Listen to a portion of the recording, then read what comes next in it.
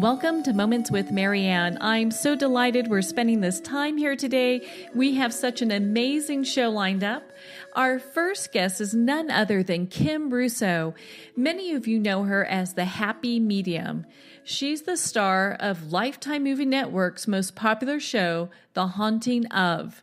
She is a psychic medium and also has previously appeared on A&E's hit show Paranormal State and Psychic Kids. And she's here today to talk to us about her new book, The Happy Medium, Life Lessons from the Other Side. So let's welcome to the show, Kim. Oh, well, thank you. Thank you for having me. Oh, what a joy it is to have you here. Now, I mean, gosh, you are like the go-to person when it comes to spirit connection and, talking to spirits on the other side. Well, I am one of them. I will say that. I know Spirit picked me to be one of their voices.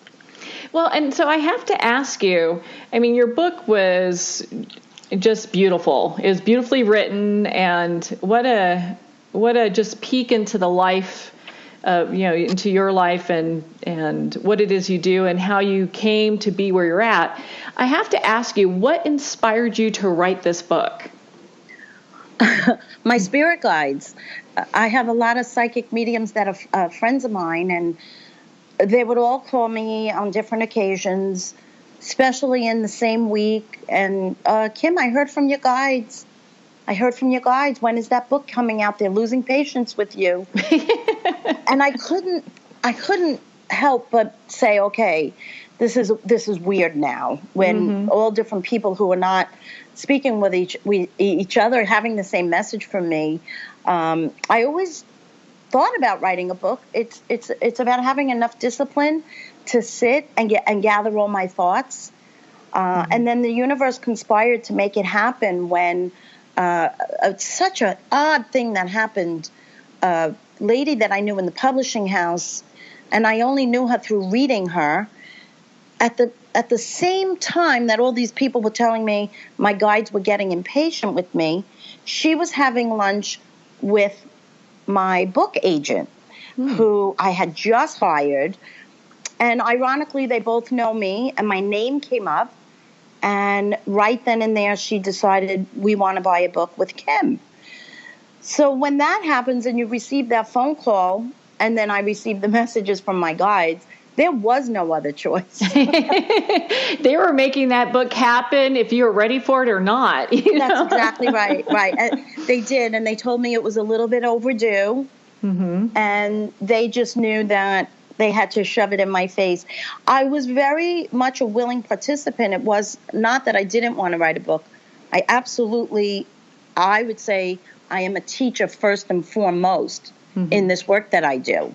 Not only do I do it, but teaching it is one of my passions, because I do feel the ripple effect. I believe in teaching the man how to fish instead of making him a fish.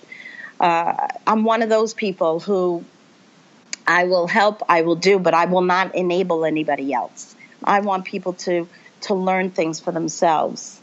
Yeah, and I really appreciate that about you. We have a mutual, really gifted friend in common who I knew took some workshops from you, and that really leveled up her game. And it was nice because, you have people of different giftedness that it makes it, that time with you makes it okay for them to really explore their level of giftedness and kind of expand their horizons where maybe they hadn't thought some things were possible before.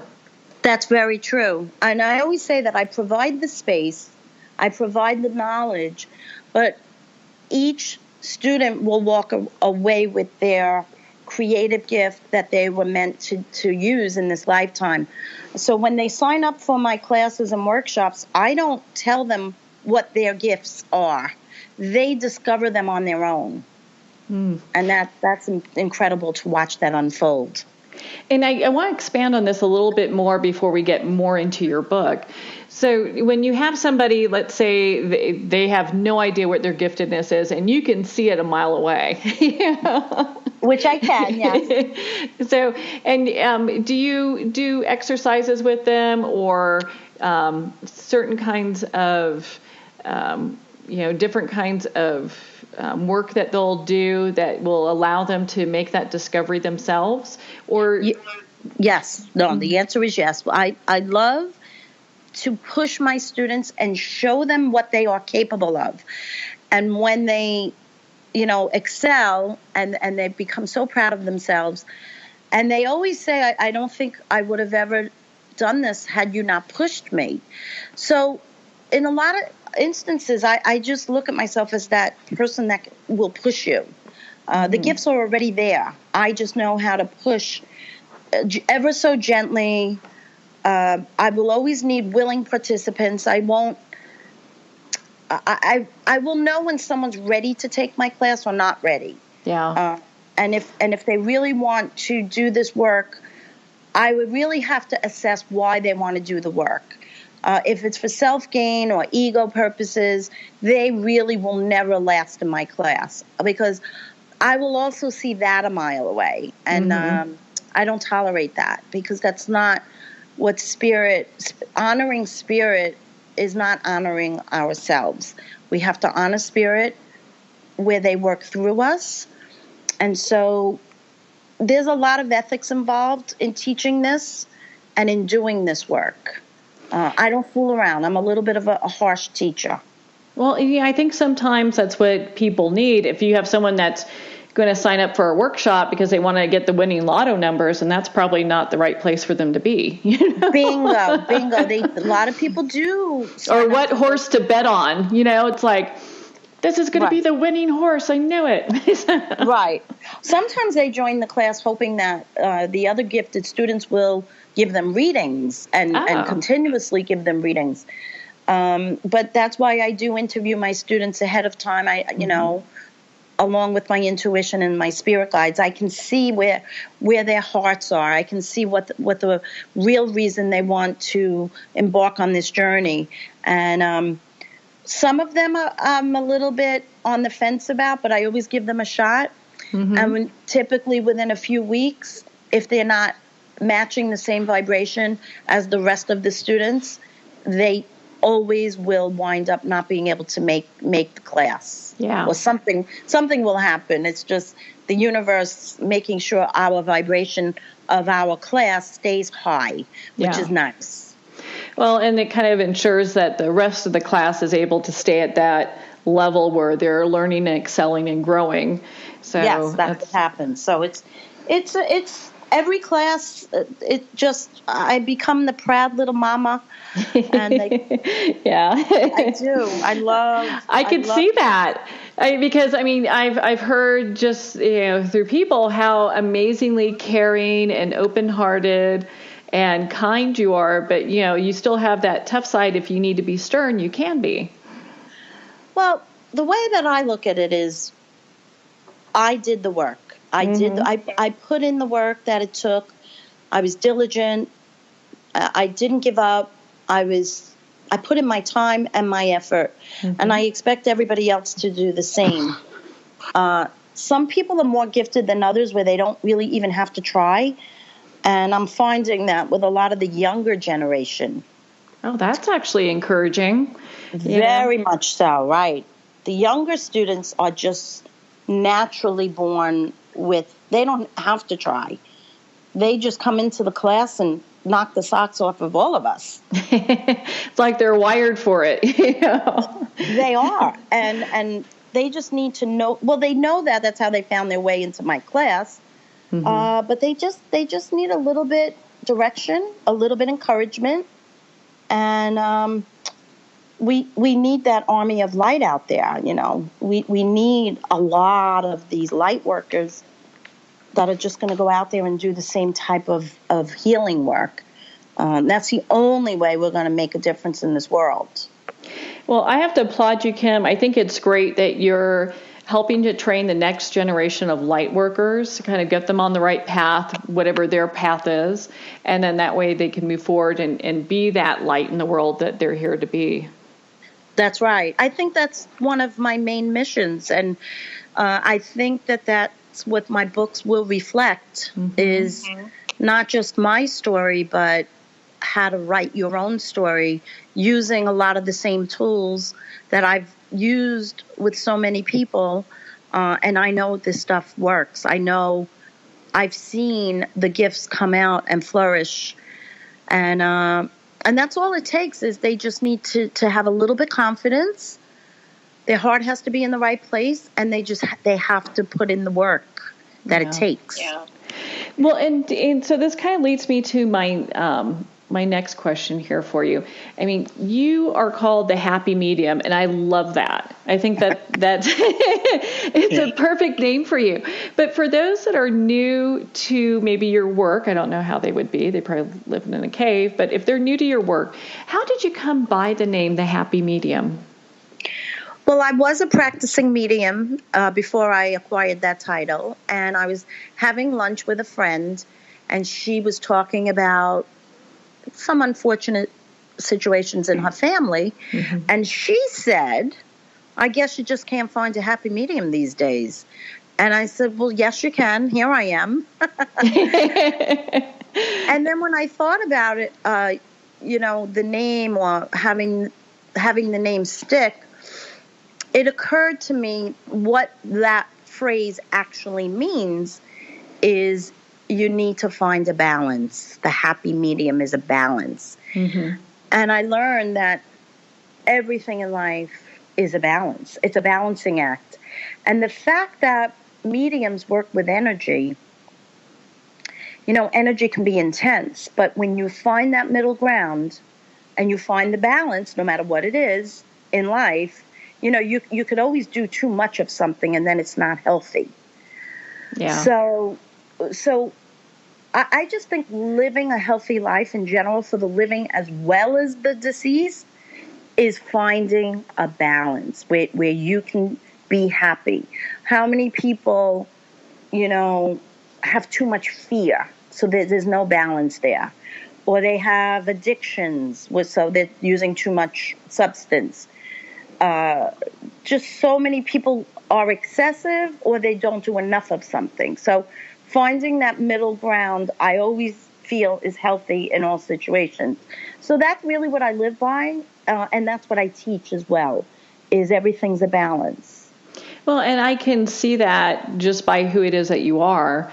I mean, and it's so nice because I think a lot of times when people feel like they're going to like a psychic medium or a medium, they feel like sometimes they're going to get the doom and gloom, and it's nice to be able to know that that's not all the messages that are coming over. Well, that's interesting that you say that because it depends on who you go to, what practitioner. The readings are going to be, especially if that person is not balanced or grounded, the readings will reflect that frequency, you see. So if you're not in a good place, you're in a depressed state, which everybody gets there at some point, I don't recommend giving other people or tuning into other people's energy and giving readings because it will certainly reflect the darker side. And there's always a darker side. But what I do with my readings, and I teach my students this, is only ask Spirit for information that can actually enhance a person's life. So even health warnings, as maybe gloomy as they can come across, if you can get ahead of the curve and beat an illness or, get on top of an illness, to me, that's the better side of the message. Because you're tipping them off. But then again, if you tell them, hey, listen, don't drive this week because you're going to get in a fatal car accident and die, I am a huge believer that you can lead someone right into that path. Oh, yeah. So the mind is a very powerful thing. And if you give information that is only helpful and can change an outcome, then that's all we can ever hope for. Change an outcome for the better. We don't want any information that doesn't help us in any way or won't like, what's the point of information that doesn't help us? There is no point to it. So if I say to you, God forbid, at the age of 80, you're done. How will that help you in your life? Yeah. You'll go back saying, oh my God, I'm only up till 80. And then it just doesn't help you any. So I don't ask for information that a person cannot change. If you cannot change it, you don't really need to know it. Well, and I really appreciate that about you, because that's a certain level of discernment. And there's some things that need to be said, just kind of like what you're saying, and some things that are not really appropriate to say. Just because you see it doesn't mean you have to say it. Well, that's part of the ethics of mediumship and channeling is how much do you want to allow another person to depend on you for their information, or their decision making. You have to pull back when maybe you do know something, but that person has to find it out for themselves. Very much like when you have children. I have 3 sons.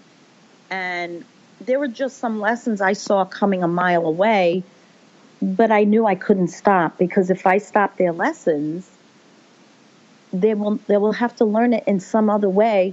And sometimes that's even worse and more traumatic, Yeah, because, the lessons there, they've set it up so that's the lesson they're here to learn. Yes, so who am I to interfere with that? Exactly. Yeah. It's got to be a tough road sometimes, especially when it's someone that's close to you. And we'll get into that in a little bit. I have some questions in regards to that. But getting back to your book, I know that you've had this special gift all of your life. When you were a little girl, did you always know that you were different? Well, when I reflect back, what I knew was different, that what I was seeing, no one else was seeing. Mm-hmm. So in that way, I felt like I had a secret that nobody really participated. I didn't find anybody like that. So it kind of became a little bit of an inner world for me. But everything else, I would say, was the same as everybody else. I didn't want to be different. So I tried my hardest not to be different. It was really the night times that plagued me with, and when you think about the nighttime, it's most of the night I was able to sleep through it, not in the beginning, but as time went on. And I just couldn't wait for the morning so that it would be over. Yeah. It was not a pleasant experience because I didn't have a frame of reference. I didn't understand it. No one was teaching me this in school or at home. I didn't have any friends that could relate to my experiences, or not even my sister who shared a bedroom with me. When I saw all of these entities standing at the foot of my bed. So I just tried to push it out of my head and not make it dominate my life. I think that I was grounded enough even as a young girl because I just never wanted to be different. So I kept it to myself.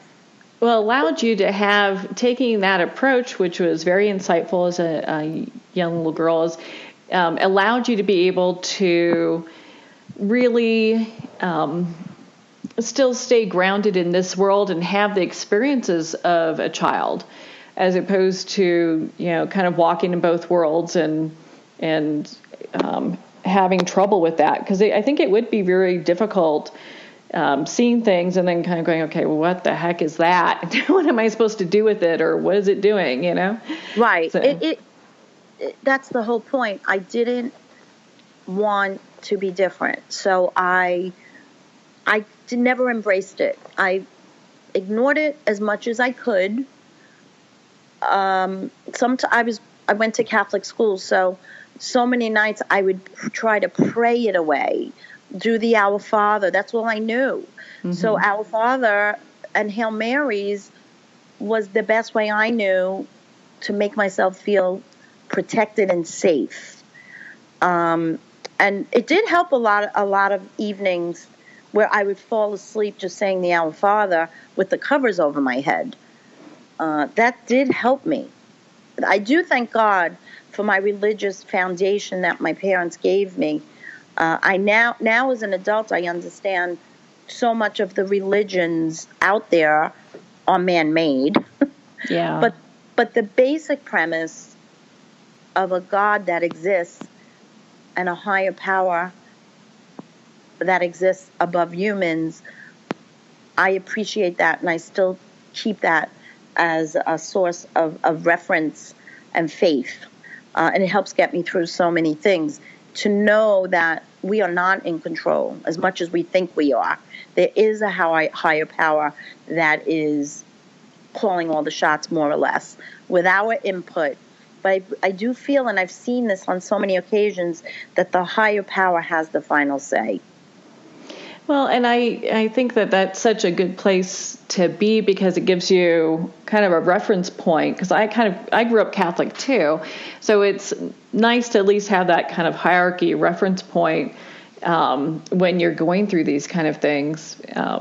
It really is. And, it's for a child. It could somewhat be like a fairy tale when you think about these characters in the Bible. Because as a child, that's what they are to you. They're characters, but characters that you look up to. I would compare them to children that watch their favorite superhero on TV. Whatever it is, it gives you a certain amount of power that you don't have yourself. So I always say, could you imagine as a child thinking that without having any belief system, the child would think they have to solve this problem, or they have to carry this burden with no outlet. And to me, that's so much more difficult for a child that doesn't have a reference point or anybody to bounce this stuff off of. When you have faith, or you believe there's a God, or in my case, there was Jesus and Mary. Mm-hmm. I always believed that there was someone out there that can hear me. They can hear my pleas. They can hear my prayers, my cries. They can hear when I'm sad. And it just makes it so much easier to cope with. So I encourage every parent to give their child something higher than themselves to believe in. And some parents are atheists, where they don't believe in anything themselves, any other higher power. And for that, I feel sorry, because walking around this earth with feeling that burden that we have to fix it all ourselves, that's too much for any human being to endure. Or this is all. That's a lot too, because this is all it is. Yeah, if we come to the end of your journey and this is all, then that can be a pretty scary thing for some people, if that's a belief system in place. Well, that's why I like to do what I do. It's more of a demonstration when I give readings, when I channel deceased relatives, spirit guides, or angels, or ascended masters, whoever will come through at the time. Giving the message that resonates with the person's soul is the demonstration to show the person, this is not a parlor trick. Yeah. There's no way I would know this information. So, you just take it for what it's worth, how it makes you feel. And I've seen on many occasions that this work it just heals so many people's hearts. But only because I'm resonating with their own truth. That's an important statement right there. You know, and I think that I think that will hit home for a lot of people, because when you say something, you've conveyed a message from a loved one for someone that's going through the grieving process and experiencing a loss. They know they can feel that truth that resonates with them. Correct. They know, and I always say you cannot fool the public. They're very, very smart. Mm-hmm. And sometimes it's not even what I say, but it's how it makes the person feel. In so many instances, this healing work opens up people's heart chakras, and then it allows them to let love in again, and then it gives them faith, hope, trust, and more love. So love is all there is, as opposed to fear. And when you think that your loved ones are gone forever, and it really just, especially when it's a child that you lose, forget it. That can rip your soul out as a parent. And that's why whatever messages come through, some people it's their pets that they need to hear from. Energy is energy, and whatever spirit brings through, I usually know that's what the person needs to hear.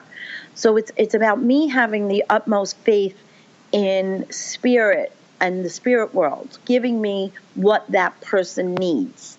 So I am very capable of just putting my own thoughts aside and being that clear channel of healing. And I never know what the person needs, but spirit always knows what they need. There's so many people that come across your awareness, people that are at events or that work with you. There is no way that you would be able to know every single person's needs.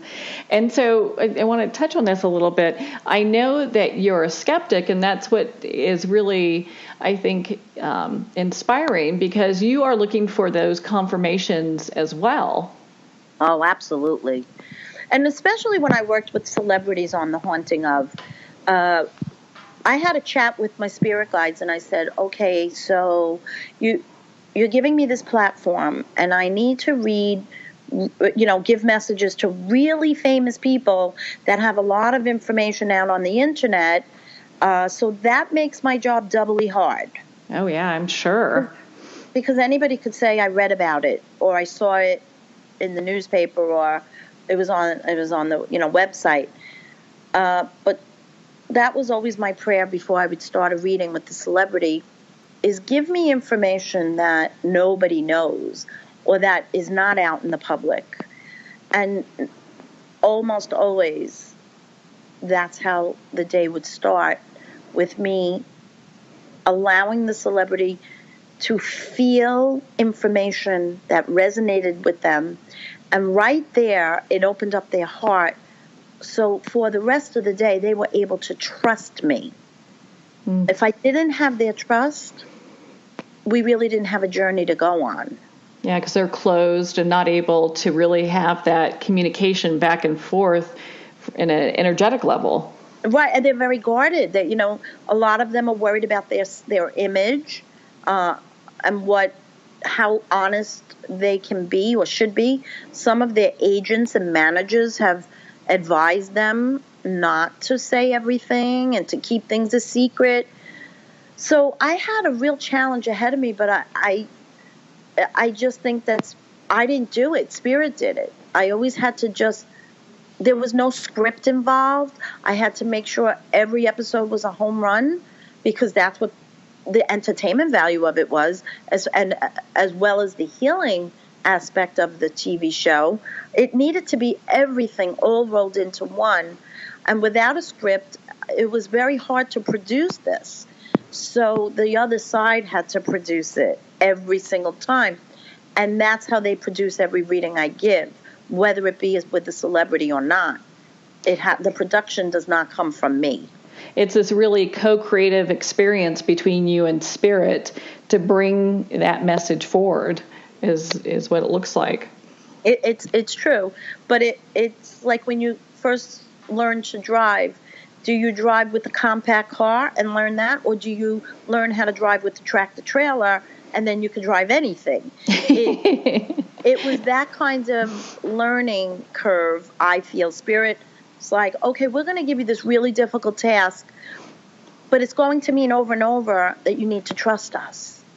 Well, and I'm glad that you brought that up, because it does seem that spirit has kind of thrown you into circumstances where you've had to make adjustments. In one case, you talk about a regression of your husband in your book, and it's like, okay, here we go. Oh, my goodness. I did not expect to get out of him what started happening. I was just, as usual, they call me on the other side Curious Kim. That's my nickname. And being the Gemini, I read Dr. Brian Weiss's book, and then I was so fascinated by what he uncovered that I said, well, what's the worst that can happen? I'll try that too, and let's see what happens. But I think Spirit puts that curiosity inside of me to show me that is going to be part of my path. That to dig a little bit deeper than what's on the surface. And when I do my readings, I really do get to the heart of the matter of where the healing can actually take place. That's I've noticed that. It's that you can see there's that one thing that you say that these people, will be like, that's it. It's that connection. You could see the healing take place. That's it. It's about the healing. That's all it really is. And then hopefully the ripple effect. And it's a different type of healing. I admire doctors who can perform open heart surgery. I can't stand the sight of blood, so I'll work on people's hearts in a different way. Hey, I'm with you on that. Yeah. I admire those people, though. They have a really, interesting path and a very important role as well. So that's what makes the world go round. Everybody's gift is so important. And we were put here to all use our gifts. I don't care what you do for a living or to make your money. So many people work in the corporate world and they're not being fulfilled on a spiritual level, but they can always utilize their gifts in their own spare time, no matter what it is. Mm-hmm. Well, and so you've got such a vast amount of experience. You've helped so many people. You've connected to so many spirits. What would be the number one thing that Spirit has taught you over all this time? The main thread, the main thing is that is to live in the moment, because when you live in the past, it can't really be changed. You can't change the past. So that can actually cause a lot of anxiety. Then most people live for their future, okay? Mm-hmm. When I'm retired, when I go on that diet and lose that weight, when I meet that right man. And I feel that people are missing the current moment and they're not enjoying life to the fullest. So Spirit has really taught me to alleviate anxiety, because what we think as humans is going to happen may never happen. So we worry needlessly. We live with all this stress needlessly. And I laugh. I love that saying, people plan and God laughs. Oh, yeah. So when people come to me with their worries and their fears and their anxiety, I love to break it down, because this is what I learned. What are you afraid of? Most people, when they break down what their fears are, usually lead to death. For example, I'm fearful of losing my job. All right, so what's the worst that can happen? I'll lose my home, and then I won't be able to eat, and then I'll die. If you think of most fears people have, fears of height, fears of being alone, it's just all leads to not really living or living to the fullest, or dying without really living, you see. So when my work helps people dispel the fear of death, so if I can assure you that the only thing that ever really dies is the skin and the bones, the physical body, I think people can live a happier life knowing this is really just the stopover. We are going to be together with our loved ones again. There is no death. I don't have to fear a black hole where, you're just going to put me in the ground, and that's really my only meaning of my life. Yeah. So and you said that so eloquently. And I've never really thought of it that way. If you peel that back, why someone would be afraid of losing their job, and it does roll back to fear of death, because you can kind of see that line going all the way back. It makes sense that hey, well let's address that fear. Exactly. I find most fears are people don't want to be alone in life, and they definitely don't want to be alone after death because they don't know what's waiting for them after this world. And so many people want to leave some kind of legacy. They want to be proud of themselves or have other people be proud of them. But sometimes fears just paralyze them and they can't get out of their own way to live that best life because they're too worried about what other people are going to think. They're too programmed to be good little girls and good little boys, and you have to live a certain way. There's just so much controlled programming that happens from the minute we come out of our mother's womb, that we are programmed to believe so many lies that they really don't hold any water in this world anymore. And I think that's why so many souls are being born different. A lot of the transgenders, a lot of the gay people, a lot of the people that don't even have a preference, they just came here to say, hey, listen, I don't care who I love. I just want to be loved and I want to love. And not conform to what society has already set up as far as rules. Well, that's what's happening in our world. It's really about the bottom line is love. Love conquers all. There is no death. Our souls are eternal. And the angels are ringing you. And that means it's true. Yeah. But there's always a common denominator of most people's fears. And that's one of my fortes is breaking down. Let's get to the heart of the matter. And then if you can work from that way into your psyche, you will understand so many things that we worry about are nothing but an illusion. Yeah. And none of them are even real.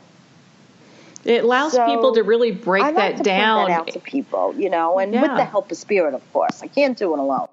I can tell that you're on the leading edge of breaking those paradigms and making those shifts so that people can start looking at life a different way.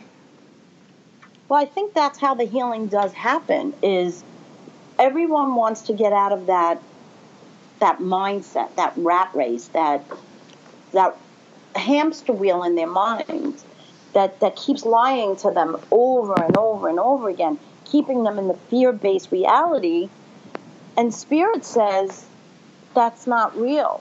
We're on this end. We see the reality of your world, and you guys have it all wrong. They don't want us to live in fear. They want us to live for what the reason we were meant to be here, that heaven on earth. And then, of course, you could really get into people's egos and again, the family, keeping everybody else happy, living for other people besides themselves, not living their authentic self. It all just leads to nothing but destruction and darkness. So I don't know, how many more lifetimes it will take for this to penetrate for people.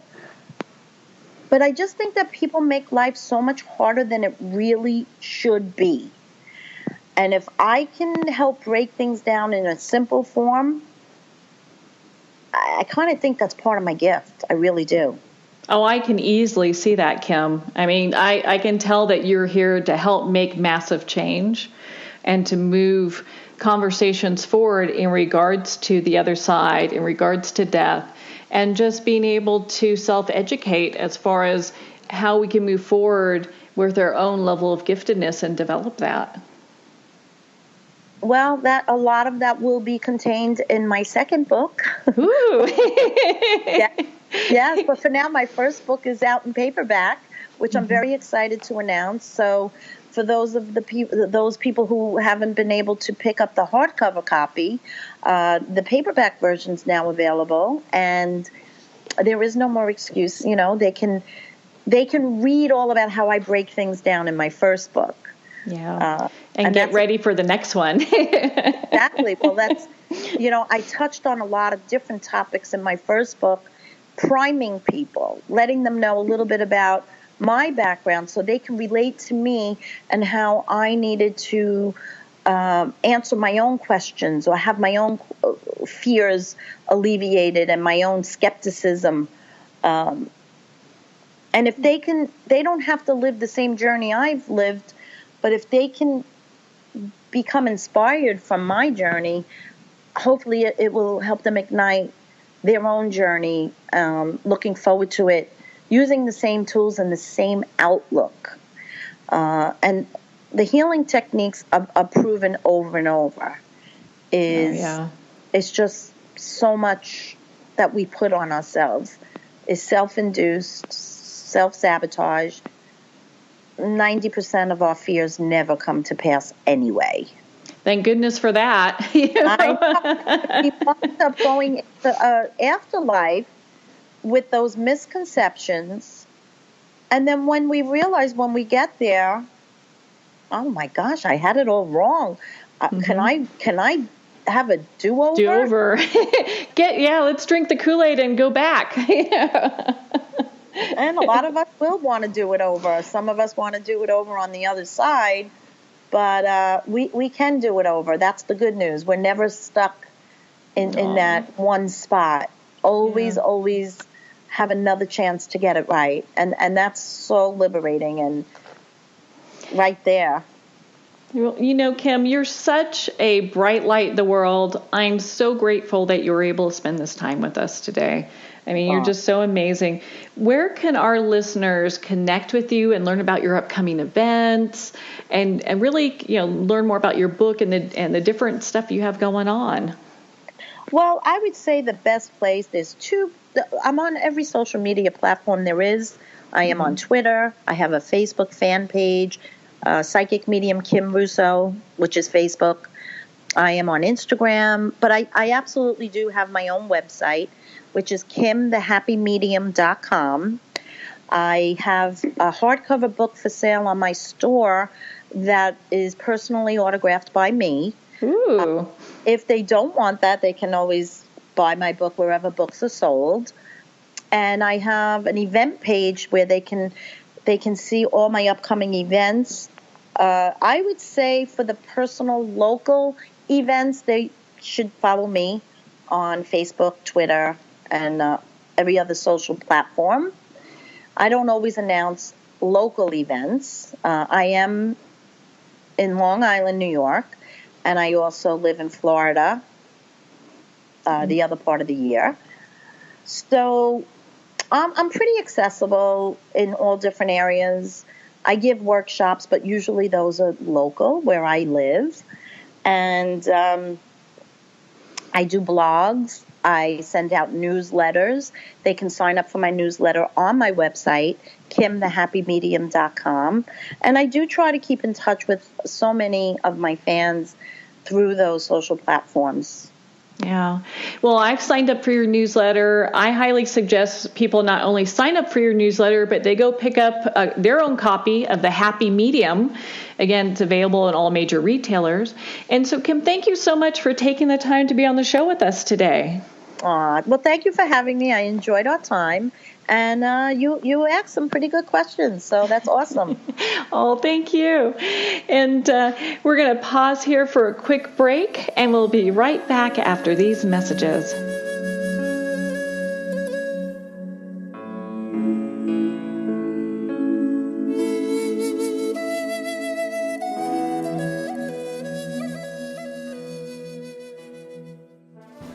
Internationally recognized and award-winning author Judy Goodman works and teaches outside the box of limited thinking. Working with people from every walk of life, her goal is to empower you to be the best you can be, no matter what the challenge is. Born with the gift of seeing beyond our normal vision, she has an extraordinary gift of working with every challenge. Teaching beyond conventional wisdom, her work is described as life-changing. Visit judygoodman.com. That's judygoodman.com.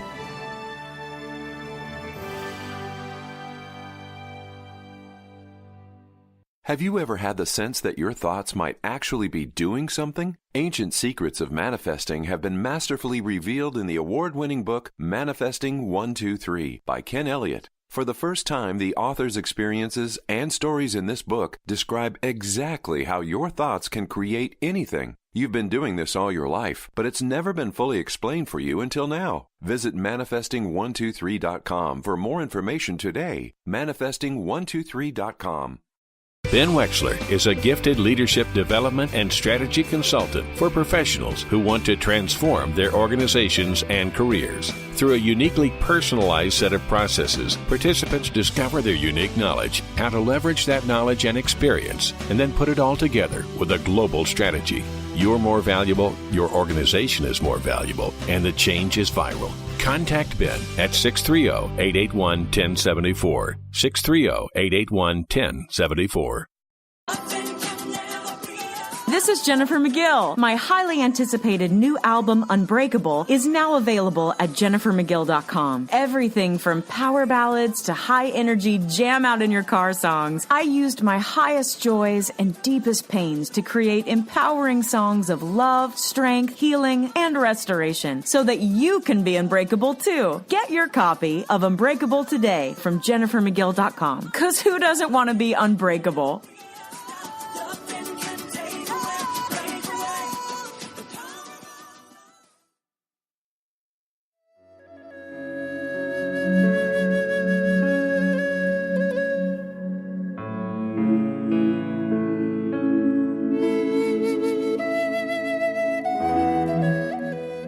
Welcome back to Moments with Marianne. What a great time that was with Kim Russo. I'm so excited to be introducing our next guest, Dr. Ronald Alexander.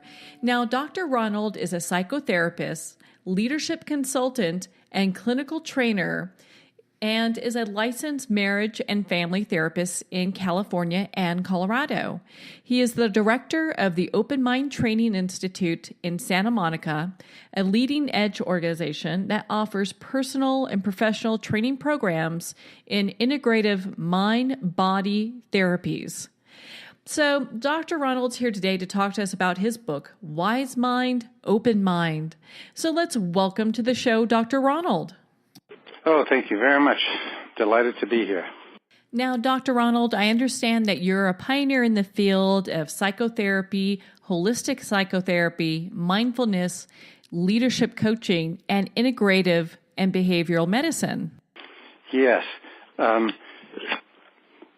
Mindfulness meditation, which is a subject and a practice that I've been involved in for about 42 years now. Something I began to study in Amherst, Massachusetts when I was an undergraduate student. And then when I went to India to further study it, I discovered very early on in my education and my early development as a psychotherapist, a mind-body psychotherapist and a leadership coach, that mindfulness meditation was a very instrumental tool and almost laser-like for accessing not only peacefulness in the self, but also assisting people to access their core creativity by gaining direct access to their creative unconscious. And that as you practice mindfulness, which is something that's very basic and something that anyone can learn, you don't have to become a Buddhist or give up your religion. What's actually interesting is many people come to me and at first they'll say, well, I'm Jewish or I'm Catholic or I'm Christian or I'm Hindu. Is this going to interfere with my spiritual practice? And I tell them absolutely not. It's a standalone, exquisite tool for the exploration and the inquiry into not only the nature of the mind, but the nature of oneself. And then at a very deeper level, it's a wonderful tool to explore one's creative unconscious. Mm-hmm. And this is something that has always been very close to me, because when I was in high school, I was in a band with two other individuals.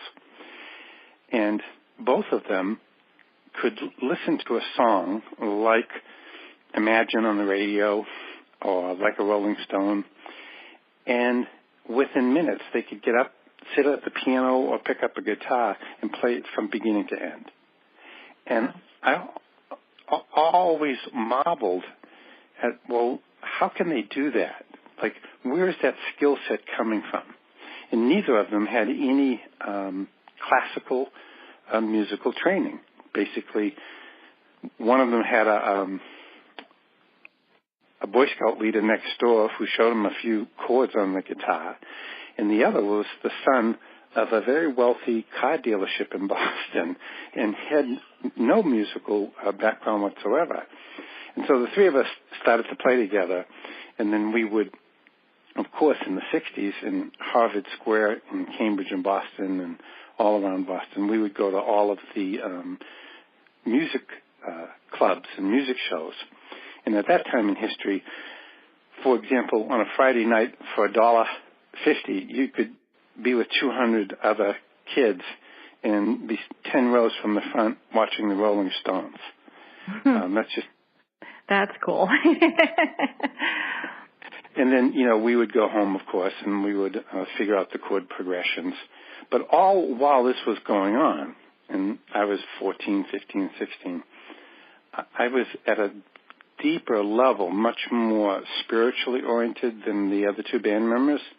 They were much more primarily musically oriented. And they used to say, I don't care how I have this gift or ability, I just like to use it. Whereas I used to say, well, I marvel at, well, where does it come from? And is it a gift that comes from the divine? Is it something in someone's DNA? Do we all possess the ability to be creative? Maybe not musically creative. For example, my grandmother, who was from a very poor region called Port Tumna. And the funny thing is, for anybody spiritually listening, in Gaelic, in the town in Northern Ireland, in Galway, the sign says Port Omna. That's how they and when I went there, and I was looking around for the farm, and I was given directions, and my great-uncle Paul, who was taught surgery at Harvard, he wrote down Port Omna, and I thought he was kind of like joking and teasing with me. But as I was following the directions, it said Port Omna. And so my grandmother was born about a quarter of a mile from the Port of Om, which is kind of funny because she was born in a little bathtub in a farmhouse with a dirt floor in the kitchen. And it was this little silver bathtub that her mother and her obviously were in when she was born. And my grandmother, when she came to clean houses during the potato famine in Boston, they first came to South Boston, and then they moved to Dorchester with my parents. And so when my mom would go out to do whatever she had to do to take care of the family during the day, my grandmother and I would sit together, and I would sit on my grandmother's lap. And I would again marvel. My grandmother, who came from a farm, very poor Irish farmers, could play extemporaneously beatific piano, as if she had been classically trained. And she, too, could hear something on the radio and play it. So very, very early on, I was exposed to, musical influences. And then as I would matriculate through grade school and junior high school, and I picked up different instruments, I was also very, very deeply drawn to the spiritual component of not only where's my musical ability coming from, but where does all musical ability come from? And where does all music, where does it arise from? Where does it return to? And so over the years, I've been developing this concept of wise mind, open mind. Wise mind comes from the Buddhist philosophical literature, which means that as you practice mindfulness meditation, and or for that matter, any form of meditation, it's not exclusive, again, to Buddhist meditation. The Buddhists don't have a corner on the market of getting to this divine and core place, but since that's my specialty, I'll primarily talk about that. But I think it's important to also to footnote that you can practice transcendental meditation, which is, the focusing on a mantra, and it will take you into open mind. You can, as Thomas Merton did, practice Christian contemplative meditation. And here he was, this very devout, yet very ordinary guy who was a monk down in Kentucky at the Abbey of Gethsemane.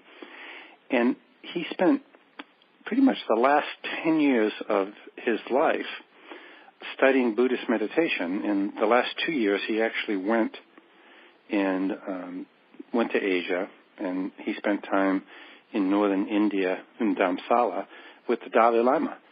And there's a story where the Dalai Lama and him are sitting there, and Dalai Lama is all in red, and Thomas Merton is in light khaki, which is the color of the Christian monks from the monastery of Gethsemane. And the Dalai Lama turns to him and says, "Do you see a difference?" And Thomas Merton looks back and says, "Well, red and khaki." And the Dalai Lama says, "I don't see any difference. I see two monks sitting, practicing deep, divine meditation," which is a wonderful way of the Dalai Lama really blessing him to say, you can be a Christian monk and you can embrace this Buddhist meditation tool and learn to get to even a deeper level of peacefulness and a deeper level of accessing what I call open mind. So that's some background, too. After arriving out of graduate school into Los Angeles, I went to graduate school in Sonoma County at Sonoma State University. I came down and I helped found the Center for Health and Healing, which was one of the very, very first holistic, behavioral, and integrative clinics, where we had 12,000 square feet. We had 4 medical doctors, several chiropractors, 3 or 4 acupuncturists, and then my part of the clinic there was 3 psychotherapists, psychologists, and we also had a nutritionist. Mm-hmm. And so people started to come in, patients from the music industry, first at the executive level and then at the talent level, and same thing with film and television. And so I had the really good fortune and blessing to start working with people at all levels of creativity, whether it was somebody in A&R, artists and repertoire, or it was an executive who had just a really great set of ears and knew what would be a hit record, or talent themselves. And so I developed this specialty of applying and teaching, and at that time in history, people used to look at bipolar disorder as something that fueled their creativity. And most patients who came in and were really struggling with addiction, and they were self-treating their bipolar disorder, if you tried to tell them that they could give up the self-medicating, and or that they could learn to practice meditation or any kind of yogic activity, and it would mellow them out somewhat, but it wouldn't steal or rob their magnetic creative energy. Everybody was very suspicious of that, and it was kind of like a tug-of-war constantly. But a lot of my patients back in the 70s and early 80s, when they started to embrace meditation and various forms of yogic breathing, they started letting go of drugs. And they also started finding that instead of being less creative, because they weren't flying so high with hypomania or crashing with depression, they were becoming more creative.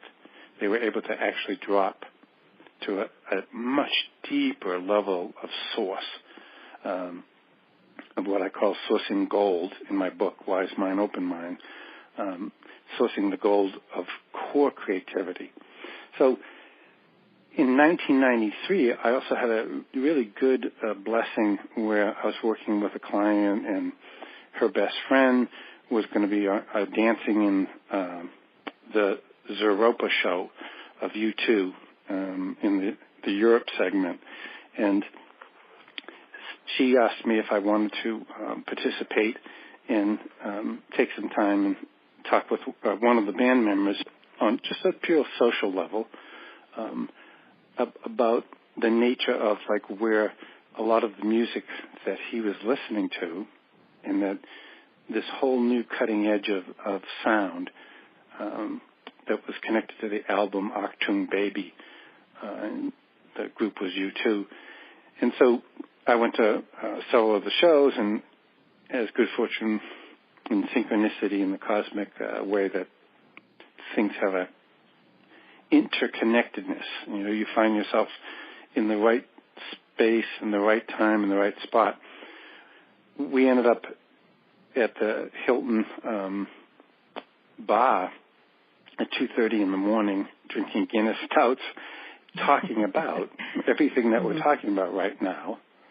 And the lead guitarist was sharing with me that he was really curious about, you know, where are all these musical sounds that I'm hearing when I'm sleeping and I'm dreaming, and he practices yoga, and you know when he's meditating, and where are all these lyrics coming from? And that moment, you know, I put aside my drink and I closed my eyes, and this voice came from inside, and it said, well, it comes from open mind. That's where when you open your consciousness to open-minded consciousness, you then drop the filter between the individual psyche and the individual's self, soul, or essence, and you merge with divine consciousness and the divine creative consciousness. And then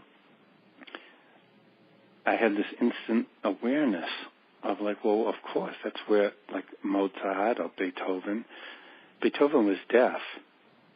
And in the latter years of his life, when he was writing some of his later symphonies, he could hear, even though he was deaf, he could hear simultaneously, sometimes like 338 parts of a symphony inside of his psyche, and then write down one at a time each and every part of the symphony.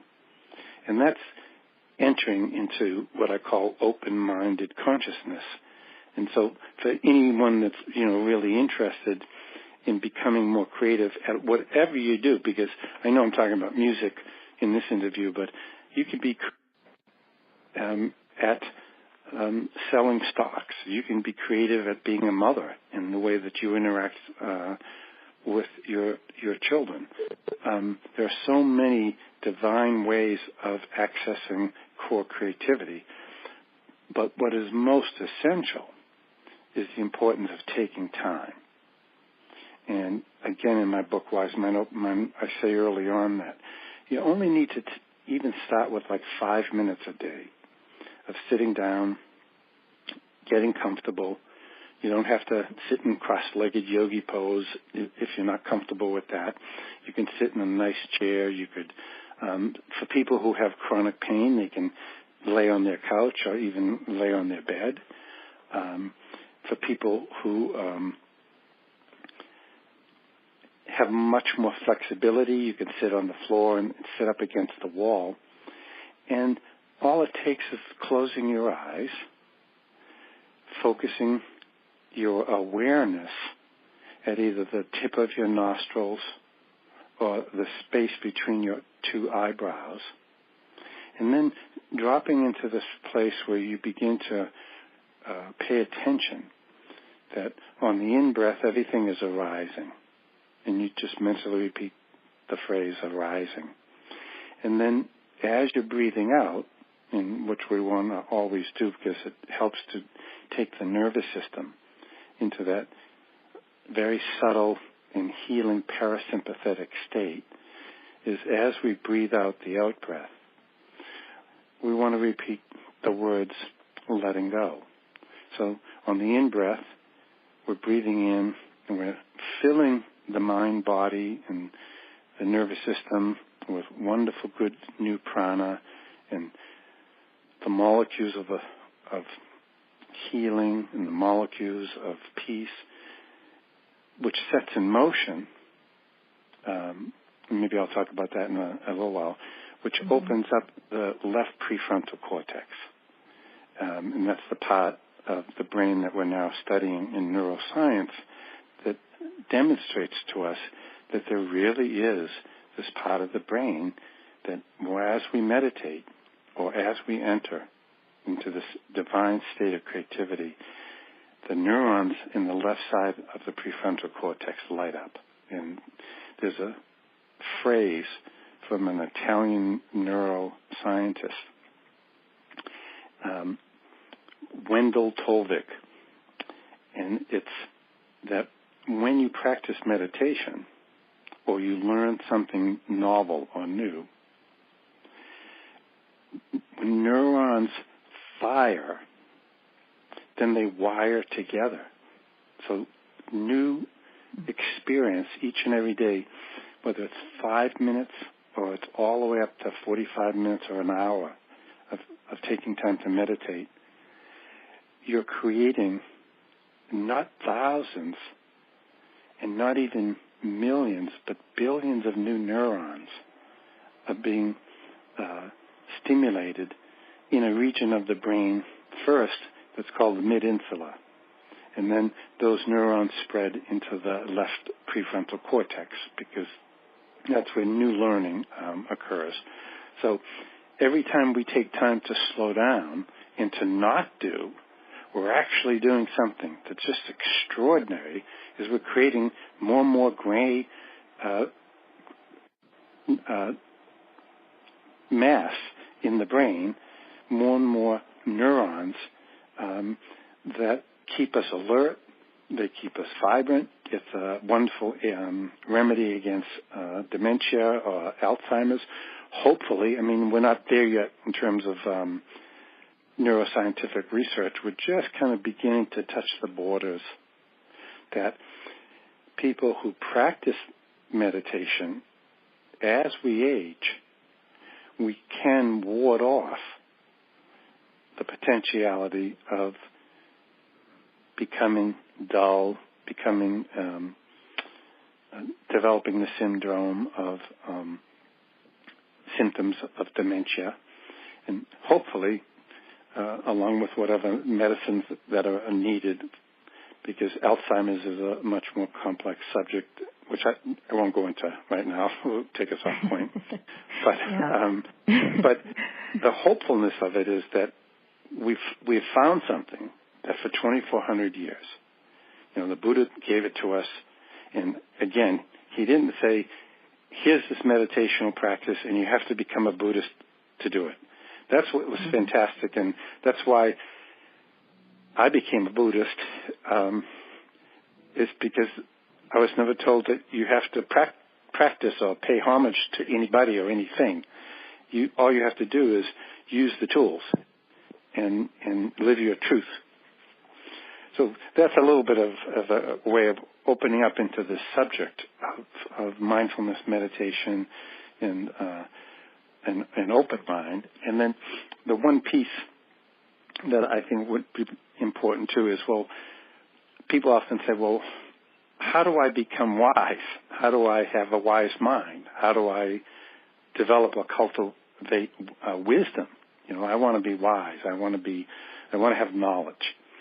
And most people think, well, they've got to go find a guru, or they got to take a trip to India, or in modern days, a lot of people think they have to take a certain kind of drug, or they have to find some kind of sacred text that's going to, from the outside, give them wisdom, give them truth, or give them some sort of specialized spiritual experience. The good news is you can stay home, whether you're in Brooklyn or you're in the mountains of Topanga Canyon where I live, in my Zen home up above Santa Monica. And by practicing 20 minutes twice a day, minimally, start out at 5 and build up to 20, and then when you get more comfortable and like 20 minutes doesn't feel like enough, you add a minute a day, and before you know it, you're eventually sitting for 30 minutes, and sometimes on the weekend 45 or 60 minutes. That takes you into wise mind. And that's what the Zen masters and all of the sages and the saints, even in the Christian tradition, people like St. Teresa of Avila, St. John of the Cross, St. Paul, Mother Teresa, she talked about that the deepest wisdom and knowledge she got was from two places in her entire life's practice. And place number one was sitting quietly, and she would pray in the morning, and she would pray before she would go to sleep. And one can say, okay, prayer is a meditative state. It's a state of contemplation. In the Christian tradition, prayer has words. In the Tibetan, in the Buddhist traditions, and even in the Islamic tradition, there are prayers that are spoken. In the Christian Catholic tradition, there's Latin.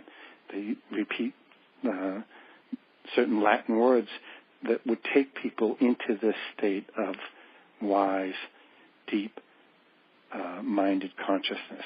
It takes people into this holy other. And mindfulness meditation gives us that tool where I write a story in my book where I'm coaching this executive, and he's the president of a media company in New York, and he tells me, well, I can't practice at home because when I come home, my kids want to see me. When I get up in the morning, I got to catch the train to Manhattan. During the day, if I shut my door, people will knock on it. Where can I go to practice mindfulness? I said, into the stairwell of the skyscraper that you work in. And at first he kind of laughed. And I said, and what I'm going to do is I'm going to give you the assignment that instead of sitting, you're going to climb up 10 stairs very slowly. And then you're going to climb down 10 stairs very, very slowly. And each and every step is going to be a meditation. I said, I want you to do that for a year. And then we talked at the end of the year, and now, of course, he's found a way to, he created in the company a meditation room, which when I'm doing leadership coaching, some of the .com companies I've consulted to over the years in Silicon Valley have now developed, they call them relaxation meditation rooms. You can go in, you can meditate, you can take a nap.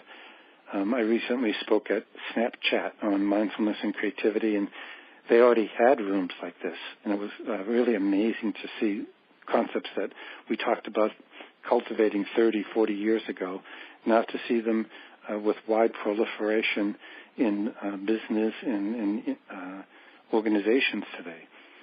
So the culture at large is really thirsty because I think we live in a time, especially this time of turmoil in so many ways, whether it's the turmoil of the division of politics in the country or the turmoil of terrorism throughout the world or the turmoil of climate change or the turmoil that there's still in India today. Babies and children that do not have access to healthy drinking water and that die each year very, very young, and something that in America we just take for granted. You turn on the tap, you have healthy drinking water. I think we have to acquire a more meditative awareness so that we can develop peacefulness on the cushion metaphorically first, and then take that wisdom, and then take that, as we say in the Buddhist practice, take our generosity out into the world and create what's called in the Hindu tradition seva, which is, doing good work, doing service. Now, I'll let you jump in here because I feel like I haven't given you a moment to say anything. You know what? I find you to be such a profound teacher. I'm happy to listen, and I mean, this is such great information. I'm so glad that you're sharing all this with us. And I, would agree with you on my own journey through mindfulness meditation. I mean, it is a journey when you first get started, and I know a lot of times people have this erroneous thought that you have to dress like a monk, like a Buddhist monk, and sit on a rock for 10 hours a day and meditate, when it really is so simple that anyone can do it, and the benefits are so amazing. And it's so great to see companies now really embracing that kind of approach that people are wanting to develop in their lives. They're looking to have that inner peace, and they're, and that greater health and all the benefits that go with that. So yeah, it's extraordinary. When I went over to Snapchat in June to talk on mindfulness and creativity, I was shown around. The campus, of course, it's on many, many streets in Venice, many different kinds of buildings. But several of the buildings, they had these relaxation rooms. In one building, they had this wonderful kitchen where they cook very healthy food for their employees. Then I was taken to another building across the street, and they had a yoga room, and I was told that they bring in somebody who comes in every night of the week and teaches the employees yoga. And then I was shown another room, and it was a meditation room. And it reminded me that when I was speaking at the first World Congress on Meditation in San Francisco in 1975 or 76, we were on a panel and we were talking about this colleague of mine, Jeffrey Garrow, who was the founder of the conference. And he had come up with this idea, and he said, we ought to have meditation rooms in every college, school, business, industry, organization, congressional hall in the world. There should be a place where people can go and they can sit quietly for a certain amount of time throughout the day to set the tone. And then, of course, I toned in immediately and said, as a musician growing up, you don't go on stage until you tune your instrument, because you're not going to play well and it's not going to sound well. And having a spiritual practice, whatever it is, and again, we're talking about mindfulness meditation today, but it could be yoga, it could be Tai Chi, Qigong, it could be my writing coach, Nancy Pesky, an editor who lives out in Wisconsin or Michigan. She's more of a Taoist, and she lives near a lake, and she likes to take 20, 30 minutes, and when she needs to clear her head, and she walks out along the lake, and she just goes into this place of receptivity.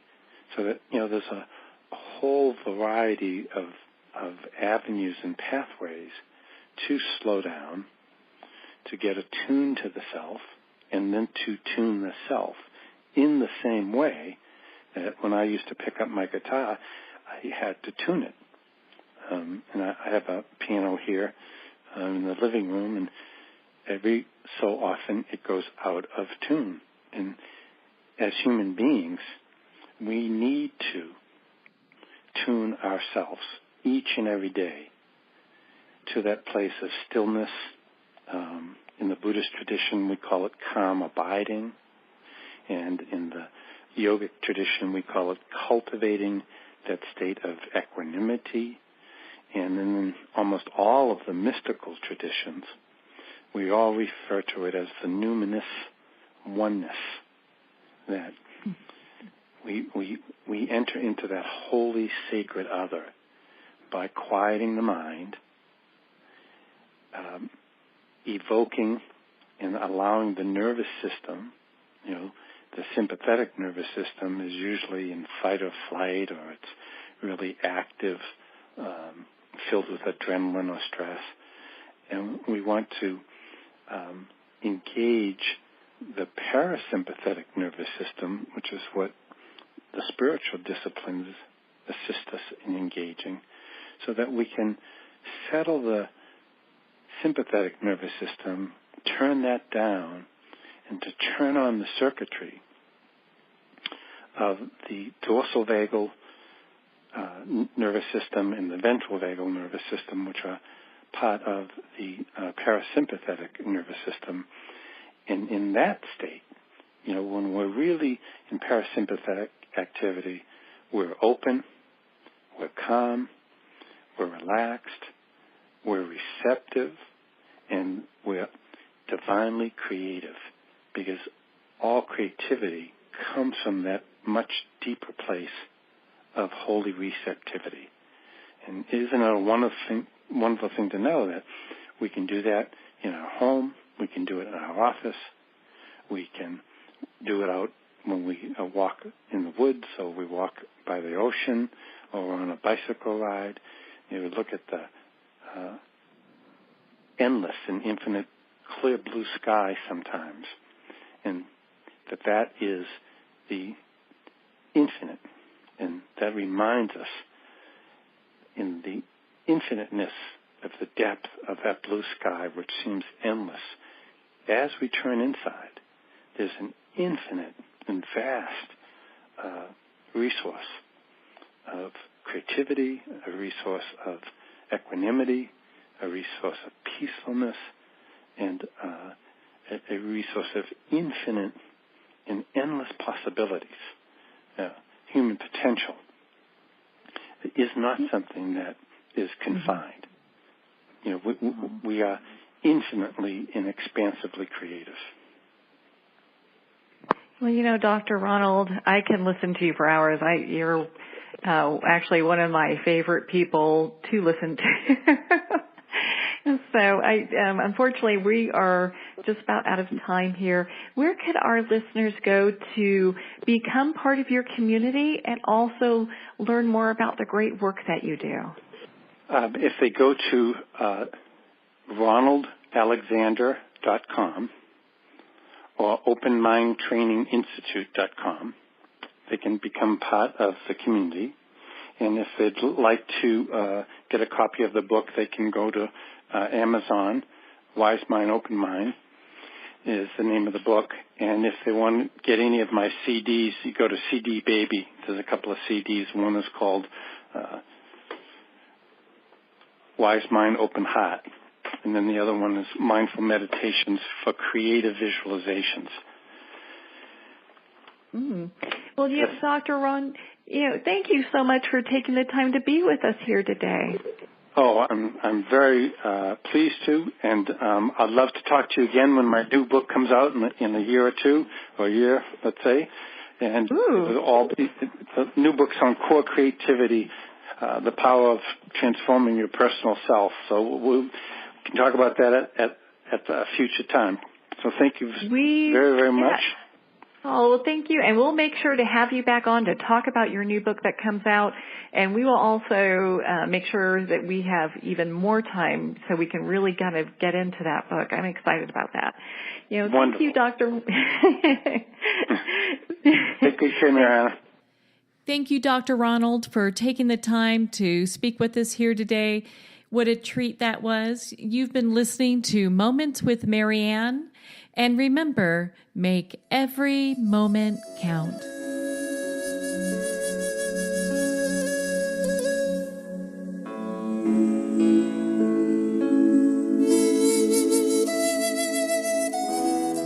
In a single moment, your life can change. Moments with Marianne is a transformative hour that covers an endless array of topics with the best of the best. Her guests are leaders in their fields, ranging from inspirational authors, top industry leaders, and business and spiritual entrepreneurs. Each guest is gifted and a true visionary, a recognized leader in her own work, and while teaching others to develop, refocus, and grow, Marianne will bring the best guest and sometimes a special surprise. Don't miss this. You never know just which moment will change your life forever. Moments with Marianne airs every Thursday, Friday, and Sunday at 8 p.m. Eastern, 6 p.m. Mountain Time. Make sure to tune in and visit momentswithmarianne.com for more information.